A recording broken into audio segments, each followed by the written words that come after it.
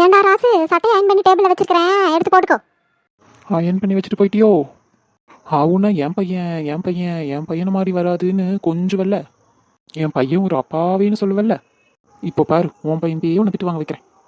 அப்போ தெரியும் உன் பையன் யாருன்னு. வேலை முடிஞ்சது. இது வேற அவரோட ஃபேவரட் சட்டை. இன்னைக்கு கிளவி செத்தா. என்ன அயன் பாக்ஸ் ஆன்லயே இருக்குது? எம்மா எம்மா, இங்க சீக்கிரம் வா. என்னடா எதுக்கு கத்திக்கிட்டு இருக்க? எம்மா, உனக்கு கொஞ்சமாவது அறிவு இருக்கா இல்லையாம்மா? ஏலே, என்னடா வாய் ரொம்ப நீளுது? உங்க அம்மா கிட்ட பேசுறங்கிறத மறந்துட்டியோ? எல்லாம் தெரிஞ்சுதான் பேசுறேன். இது என்னோட ஃபேவரட் ஷர்ட். இதை என்ன பண்ணி வச்சிருக்கிறேன் நீயே பாரு. என்ன பண்ணேன்? இந்த சட்டையில எப்படி ஓட்ட விழுந்துச்சு? இதை நான் தான் உன்கிட்ட கேட்கணும். நீ தானே தேய்ச்ச. அயன் பாக்ஸ் ஆன்லயே வச்சுட்டு அது சட்டை மேலேயே வச்சுட்டு போயிருக்கிற. ஏன்டா, எனக்கு நல்ல ஞாபகம் இருக்குடா, ஆஃப் பண்ணிட்டு தான் போனேன். ஏமா சும்மா நிறுத்து.